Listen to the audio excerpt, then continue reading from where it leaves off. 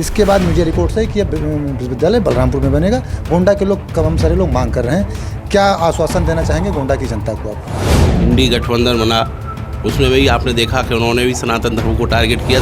तुलसीदास जी पहले लिख गए कि जाकू दारन दुख देही ताकि पत पहले हर लेही, तो इनका कष्ट बढ़ने ही वाला है। क्या वोट बैंक की राजनीति के लिए सनातन को टारगेट किया जा रहा है? या पूरा एकदम इसी के लिए किया जा रहा है। भारतीय जनता पार्टी के प्रदेश उपाध्यक्ष ब्रिज बहादुर जी हमारे साथ मौजूद हैं। आज आप गोंडा पहुंचे हैं, गोंडा आने का उद्देश्य क्या है और भी तमाम मुद्दों पर हम आपसे बातचीत करेंगे। सबसे पहले तो आपका स्वागत है, गोंडा में पहुंचने पर बहुत बहुत स्वागत है। धन्यवाद आपका।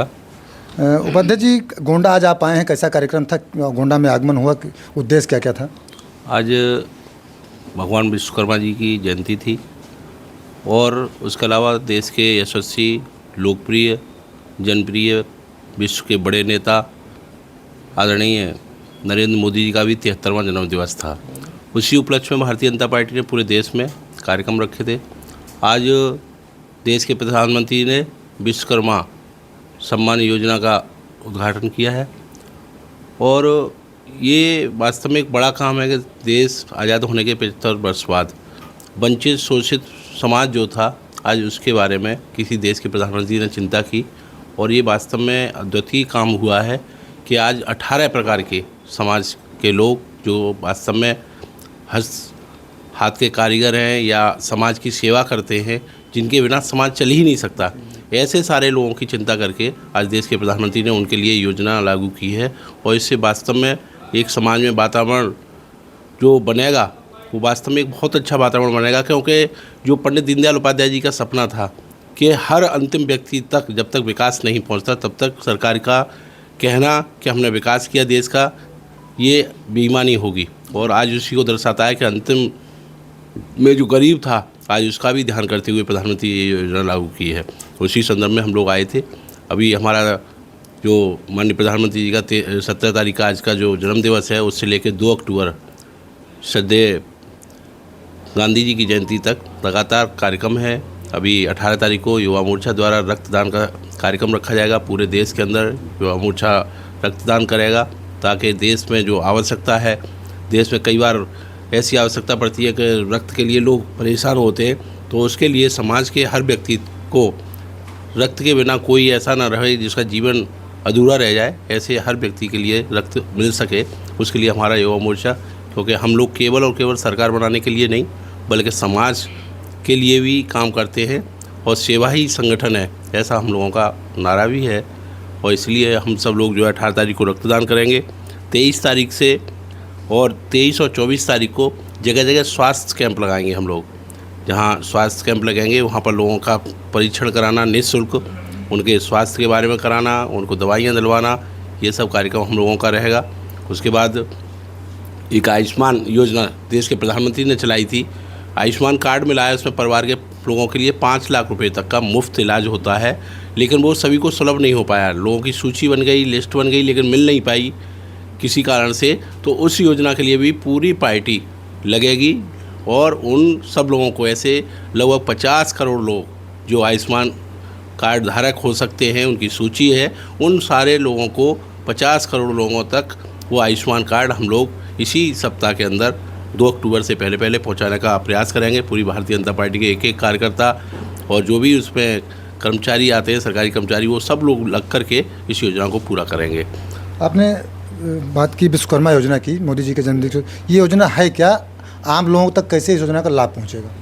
ये अभी जैसा मैंने आपको बताया कि 18 प्रकार के काम करने वाले, जो कारपेंटर का काम करते हैं, जो लोहार का काम करते हैं, जो सुनार का काम करते हैं, जो नाई समाज के लोग हैं, जो मूर्तिकार हैं, जो माला निर्माण करते हैं, माली समाज के लोग हैं, ऐसे लगभग 18 प्रकार के लोग, जो मछली का जाल बनाने का काम करते हैं, जो नाव बनाने का काम करते हैं, ऐसे कई प्रकार के लोग जो वास्तव में समाज में जिनके बिना सब कुछ अधूरा है। कुंभकार हैं हमारे, जो हर चीज़ बिना उनके पूरी नहीं होती हमारे समाज में, ऐसे सारे लोगों को इस योजना का लाभ मिलने वाला है। पार्टी सरकार ने कहा है कि इन लोगों को ये ट्रेंड है, लेकिन और अधिक ट्रेंड बनाने के लिए, ताकि हम विश्व के बाज़ार में, ग्लोबल मार्केट में भी इनको ले जा सकें। इनकी बनी हुई वस्तुओं को अभी हम लोग लोकल में तो यूज़ करते हैं, लेकिन कैसे हम इसको इंटरनेशनल मार्केट में भी इनके बने हुए आइटम को हम पहुंचा सकें, तो उसके लिए इनको 5 दिन का हम लोग प्रशिक्षण देंगे उसमें रजिस्ट्रेशन कराया जा रहा है। जो उसमें रजिस्ट्रेशन करा रहा है उनको 5 दिन का प्रशिक्षण दिया जाएगा। प्रतिदिन 500 रुपये के हिसाब से उनको पारिश्रमिक भी दिया जाएगा प्रशिक्षण के दौरान। और उसके बाद 15,000 रुपये का जो उनका आइटम होता है, जो उनके चीज़ें होंगी, जो उनके काम करने का जो भी औजार होगा, उसको ख़रीदने के लिए टूल किट के लिए 15,000 रुपये भी सरकार देगी। और उसके बाद उन्हें काम करने के लिए अपना रॉ मटेरियल ख़रीदने के लिए, या कोई नाई समाज का अपना व्यक्ति है, उसे अपना दुकान बनाने के लिए, उसमें सैलून अच्छा करने के लिए अगर उसे आवश्यकता है तो 1 लाख रुपये तक का उसको लोन दिया जाएगा। और वह लोन उसे 5% मात्र ब्याज पर दिया जाएगा। थोड़ी आसान किस्तों में उसे वो वापस करेगा। और उसके बाद अगर उसे आवश्यकता पड़ती है तो 2 लाख रुपए का लोन और सरकार दे करके उसे समृद्ध बनाएगी। ऐसी योजना हमारी सरकार ने ऐसे 18 प्रकार के लोगों के लिए की है, जिनको विश्वकर्मा के अंतर्गत, विश्वकर्मा योजना के अंतर्गत रखा गया है। स्वामी प्रसाद मौर्य समाजवादी पार्टी के नेता हैं। लगातार और ख़ास तौर से वो देखा जाए तो जातिगत जो उनका बयान आ रहा है, ब्राह्मणों को लेकर आ रहा है, उनके बयानों को आप कैसा देखते हैं? क्या वो पॉलिटिकल बयान दे रहे हैं, राजनीतिक फ़ायदे के लिए दे रहे हैं, या किसी जात या धर्म को टारगेट कर रहे हैं?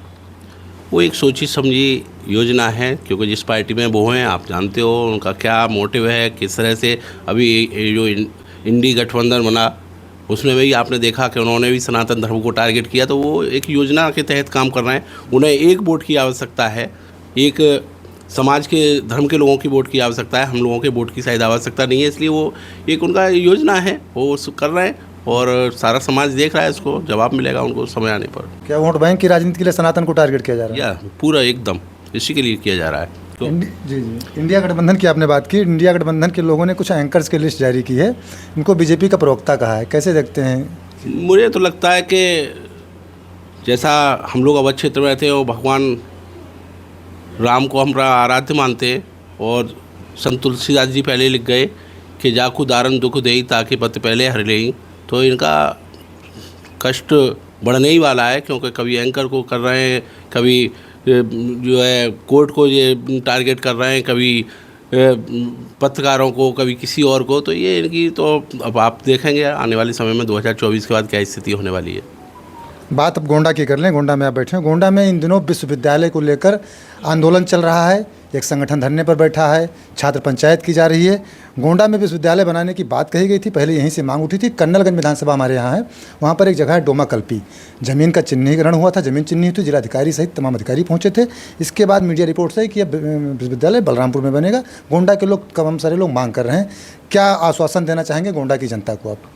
मुझे जैसा मालूम है, जैसी हमारी सरकार की योजना है, उत्तर प्रदेश सरकार की माननीय योगी जी की योजना है कि हर ज़िले में मेडिकल कॉलेज हो। उस योजना के तहत हम लोगों का काम चल रहा है। आपने देखा हर ज़िले में मेडिकल कॉलेज बनना है। कुछ ज़िले रह गए, वहाँ भी मेडिकल कॉलेजों की तैयारी चल रही है। और हर ज़िले में विश्वविद्यालय हो, सरकारी विश्वविद्यालय, इसकी भी योजना हमारी सरकार ने की है। अब हो सकता है कहीं पहले नंबर आए, कहीं बाद में नंबर आए, लेकिन हर ज़िले में विश्वविद्यालय बहुत जल्दी इसी सत्र में आप देखेंगे, अपने ये सरकार चल रही है इसी सत्र में बन करके तैयार हो जाएंगे हर जिले में। अन्य जगह जो मंडल मुख्यालय है वहाँ पर बन रहा है। गोंडा का देवीपाटन मंडल का मंडल मुख्यालय जनपद गोंडा है, फिर बलरामपुर में जाना। क्या ये बातें आप सरकार तक रखेंगे कि गोंडा में लोग आंदोलन कर रहे हैं? नहीं, वो तो सरकार की जानकारी में रहता है। एक जहाँ भी कोई घटना होती है वो सरकार की जानकारी में रहती है। सरकार इस बारे में कुछ विचार कर रही होगी, वो मेरी जानकारी में भी अभी आपने लाया है तो मैं उस बारे में बात करूँगा। लेकिन ये भी योजना है सरकार की कि हर जिले में एक विश्वविद्यालय हो और सरकारी विद्यालय हो। इसकी योजना हमारी सरकार की है। तो हो सकता है कि उसमें, क्योंकि गोंडा बलरामपुर तो एक ही माना जाता है पहले से ही, और अगर ऐसा लगता है तो हो सकता है कोई रास्ता सरकार निकाले उसका। बिल्कुल, बहुत बहुत धन्यवाद हमसे बातचीत करने के लिए। आपका साफ तौर से कहना है कि मोदी जी के जन्म पर विश्वकर्मा योजना शुरू की गई, इसके अलावा विश्वविद्यालय को लेकर भी आपने जवाब दिया, और साफ तौर से सनातन को टारगेट किया जा रहा है केवल एक पक्ष को खुश करने के लिए, आपका ऐसा कहना है। और सनातन के लोग को टारगेट करना, केवल एक पक्ष के लोगों को खुश करना है। हम लोग सभी पक्षों को लेकर चलते हैं। आप देखते रहें गोंडा पब्लिक पोस्ट।